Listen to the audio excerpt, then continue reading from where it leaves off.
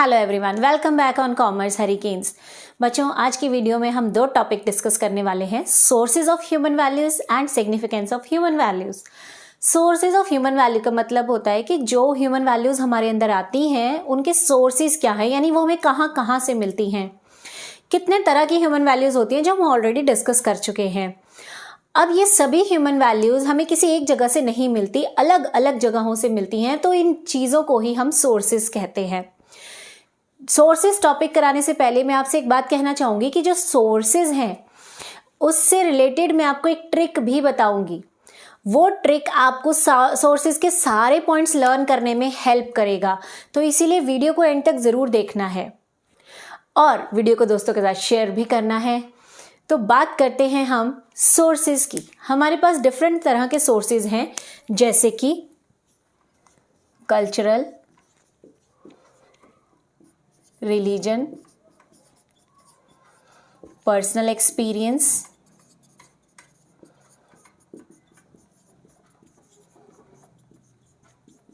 Family,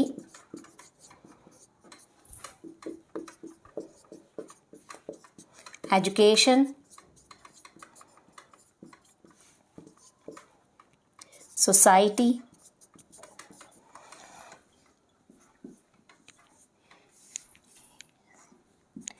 nationality,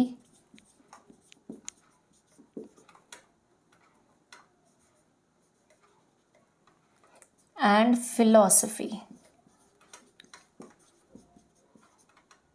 अब आप सोच रहे होंगे कि मैम ने ये बीच में एक पॉइंट छोड़कर 8th पॉइंट क्यों लिखा, क्योंकि मुझे ये पॉइंट्स ट्रिक के ज़रिए सारे याद हैं और ट्रिक के अकॉर्डिंग ही मैंने ये सीक्वेंस में लिखे थे। यही चीज़ मैं आपको समझाने की कोशिश कर रही हूँ कि अगर आप एग्जाम में कोई पॉइंट भूल भी जाते हैं तो वो ट्रिक आपको हेल्प करती है उस चीज़ को फिल करने में। तो चलिए देखते हैं इनके मीनिंग्स क्या है, उसके बाद ट्रिक के बात करेंगे। कल्चरल तो सभी को पता है, हमारी कंट्री में, इवन बाहर भी दूसरी कंट्रीज़ में भी डिफरेंट तरह के कल्चर है और हर कल्चर के अंदर अपनी अलग वैल्यूज़ होती हैं। तो हम जिस कल्चर को बिलोंग करते हैं उसी की वैल्यूज़ हमारे अंदर आती हैं। जैसे कि अगर आप बुद्धिज़्म को फॉलो कर रहे हैं तो उस कल्चर को आप फॉलो करेंगे, अगर आप जैनिज़्म को फॉलो कर रहे हो तो उसके अंदर जो रूल्स या फिलॉसफीज़ हैं आप उस चीज़ को फॉलो करेंगे। नेक्स्ट आता है रिलीजन। यस, हमारे डिफरेंट रिलीजन्स होते हैं और वो सभी रिलीजन्स के अंदर कुछ ऐसी चीज़ें होती हैं जो सिर्फ उसी रिलीजन में फॉलो होती हैं। तो आप अपने रिलीजन से भी बहुत कुछ सीखते हैं।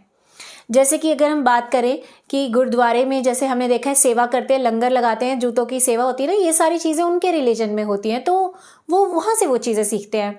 अगर हिंदूज़ की बात करें तो हिंदूज़ क्या होते हैं, मंदिर में चप्पलें उतार कर जाते हैं, सिर ढक कर जाते हैं, पूजा पाठ करने का उनका एक अलग तरीका है, उनका कल्चर अलग है। क्रिश्चियंस का अलग है, वो चर्च में चप्पल पहन कर जाते हैं, कैंडल लेकर जाते हैं और कोई चीज़ नहीं ले जाते, वहाँ जाकर गॉड के सामने वो प्रे करते हैं, तो वो उस चीज़ को फॉलो कर रहे हैं। तो हर रिलीजन अपनी चीज़ के हिसाब से फॉलो होता है। जो मुस्लिम्स होते हैं उनका अलग होता है। तो हम जिस रिलीजन में बिलोंग कर रहे हैं उस रिलीजन के वैल्यूज हमारे अंदर आ जाती हैं। नेक्स्ट आता है पर्सनल एक्सपीरियंस, यानी हर इंसान अपने जीवन काल में अलग अलग सिचुएशंस को फेस करता है और जिस सिचुएशन में उसे कुछ अच्छा सीखने को मिलता है वो उस चीज़ को अपने अंदर धारण कर लेता है।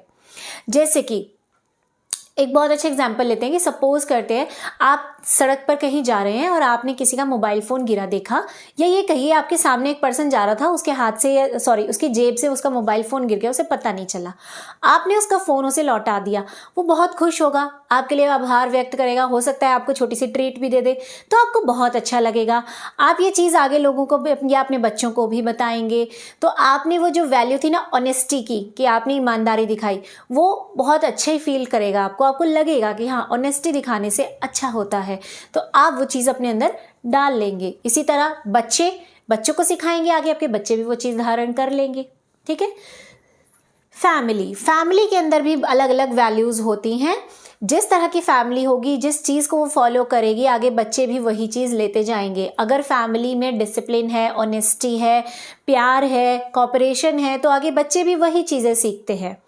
और अगर घर में सारा दिन कलह कलेश रहता है, लड़ाइयाँ रहती हैं, चोरी चकारी हो जाती है, मतलब मम्मी ने फादर को बिना बताए जेब से पैसे निकाल लिए, या बच्चों ने कोई चोरी कर ली और चुपके से जाके पार्टी कराए, तो ये सब क्या है? ये गलत वैल्यूज़ आपके अंदर आ रही हैं। तो जैसे फैमिली में आप देखेंगे वही चीज़ें आपके अंदर आएंगी। नेक्स्ट आता है एजुकेशन। ये बहुत इंपॉर्टेंट रोल प्ले करता है हमारी लाइफ में। कई चीज़ें ऐसी होती हैं जो हमें कहीं से नहीं मिलती हैं, लेकिन एजुकेशन से हमें पता लगता है कि हाँ ये चीज़ सही है और ये चीज़ गलत है। जितना अच्छा हमारा एजुकेशन का लेवल होगा, हमारा दिमाग उतना ही ज़्यादा विकसित होगा और हम उतना ही अच्छा काम करेंगे।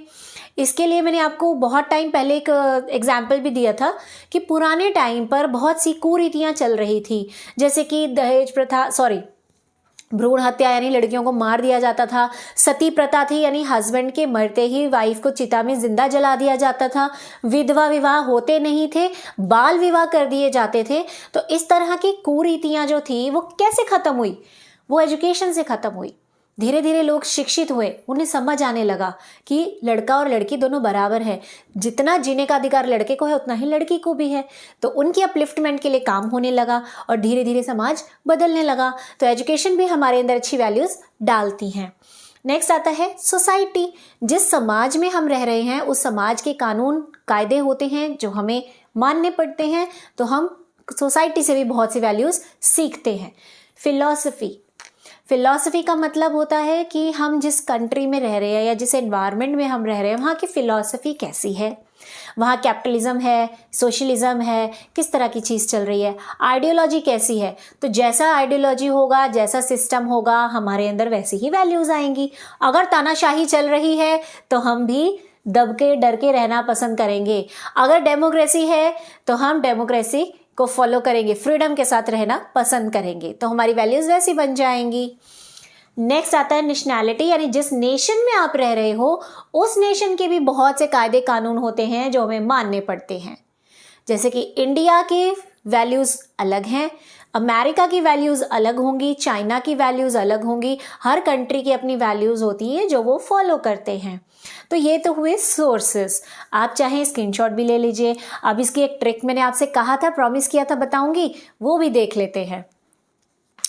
इसके लिए हम एक छोटी सी कहानी सी बना लेते हैं कि जो हमारे सीआरपीएफ के जवान हैं, ठीक है, उनको छुट्टी दे दी गई है कुछ दिनों की, ताकि वो ESPN चैनल पर मैच देख सके, क्रिकेट मैच, जो एशिया कप चलता है या जो भी वर्ल्ड कप चलता है जो इन दिनों चल रहे हैं, इन चीज़ों को देखने के लिए उन्हें छुट्टी दे दी जाए। ठीक है, तो अब आप कहेंगे भाई ऐसा तो कभी होता नहीं है कि सीआरपीएफ के जवानों को छुट्टी मिले, और वो भी ESPN चैनल, स्पोर्ट्स चैनल पे तो आ ही नहीं रही है सब, तो हम ये क्या बात कर रहे हैं। तो बेटा इतना टेंशन नहीं लेना, दिमाग में बोझ नहीं डालना, ये सिर्फ एक एग्जाम्पल है। ठीक है, पढ़ाई को फन के वे में लीजिए, इतना लॉजिक में घुसने की जरूरत नहीं है। तो हम बात कर रहे हैं कि सीआरपीएफ के जवान, इनको छुट्टी दी है ताकि वो ESPN चैनल पर मैच देख लें। आप चाहें तो यहाँ पी के पैरों में छोटा सा ई भी लिख सकते हैं। ठीक है, CRPF ESPN। अब कहेंगे कैसे बना, देखिए CRPF, सभी के मैंने फर्स्ट लेटर्स उठा लिए, ESPN, और ये PE क्यों लिखा, क्योंकि P 2 बार यूज हो रहा है, तो अगर आप PE लिख देंगे तो पर्सनल एक्सपीरियंस आपको याद रहेगा। आ गई बात समझ में, है ना इंटरेस्टिंग ट्रिक। तो चलिए अब नेक्स्ट स्टार्ट करते हैं। बच्चों पहले आप इस टॉपिक का स्क्रीनशॉट ले लीजिए। Significance of human values. Significance का मतलब होता है इंपॉर्टेंस, किसी चीज़ की महत्वपूर्णता होना। तो क्यों ज़रूरी है हमारे लिए human values?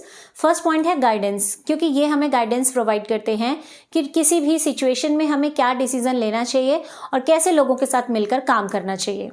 Second, develops relationships.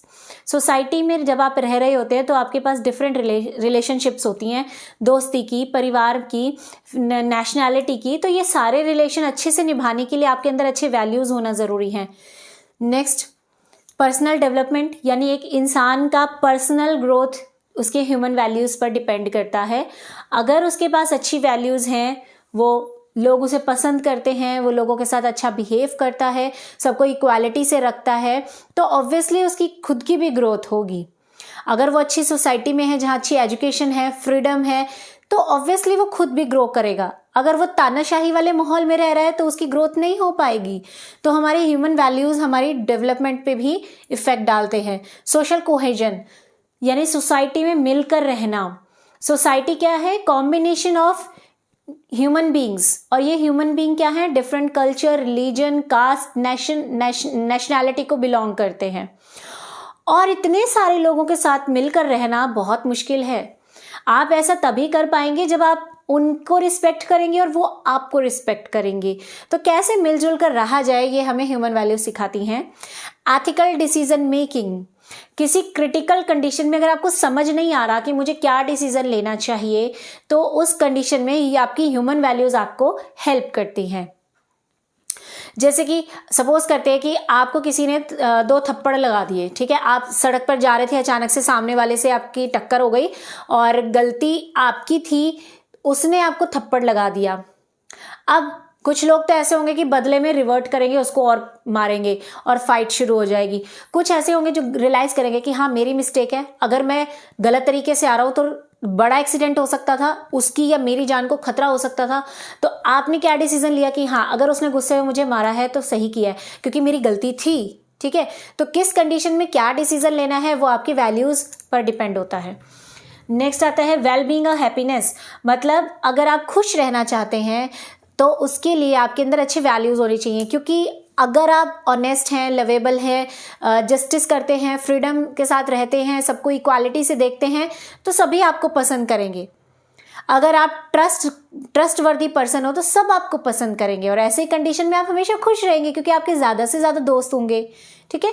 Next social responsibility, यानी कि एक समाज में जहाँ हम रह रहे हैं वहाँ हमारी बहुत तरह की रिस्पॉन्सिबिलिटीज़ होती हैं और ये रिस्पॉन्सिबिलिटीज़ हम अच्छे तरीके से तभी निभा पाते हैं जब हमारी वैल्यूज़ अच्छी होती हैं।